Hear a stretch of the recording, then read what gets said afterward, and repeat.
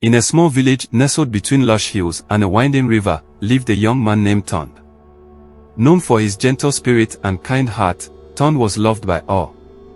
Yet, he carried a heavy secret, a curse that granted him visions of calamities. From a young age, he saw only the darker sides of life, glimpses of misfortune that haunted him day and night. Each vision weighed on his soul, filling him with dread and an ever-growing sense of isolation. Despite his burden, Ton tried to live a normal life, surrounded by friends like Amina and Kofi, who offered laughter and companionship. They were unaware of the shadows that loomed over Ton's mind. Whenever he glimpsed a disaster, a flood threatening their crops or a storm that could destroy homes, he would shudder in silence, torn between warning his loved ones and protecting them from panic. His heart ached as he watched his friends dance and celebrate during the village festivities, all the while knowing he was cursed to see the darkness that might come. Ton often wondered if it would be easier to remain silent and let fate unfold without interference.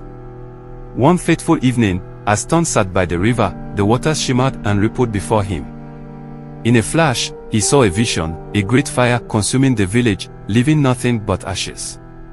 Panic gripped his heart. He knew he had to act, but how could he share such devastating news without causing chaos? His friends, always cheerful and carefree, could not understand the weight of his burden. Desperate for guidance, Ton sought the counsel of the village elder, Mama F, known for her wisdom. He approached her with trepidation, revealing his vision of impending disaster. Mama F listened intently, her eyes narrowing with concern. Ton, she said, knowledge is a powerful tool. But it is also a responsibility. You must find a way to guide your people, not to frighten them. Her words lingered in Ton's mind, igniting a flicker of hope amidst the shadows. Perhaps there was a way to share his knowledge without instilling fear. That night, Ton wrestled with his thoughts. Should he tell his friends and fellow villagers about the fire, risking their peace of mind? The idea of causing panic paralyzed him. He remembered the last time he shared a vision, the villagers had grown fearful, mistrusting each shadow and whisper of the wind. What if his warning led to more harm than good? In the days that followed, Ton isolated himself, watching the village as preparations for the harvest began. He longed to join in the laughter and excitement but feared that his burden would only cast a shadow over their joy. Amina and Kofi grew concerned, noticing Ton's withdrawal. "What troubles you, my friend?" Kofi asked one evening, the warmth of the fire flickering between them. Ton only smiled weakly, avoiding their questions.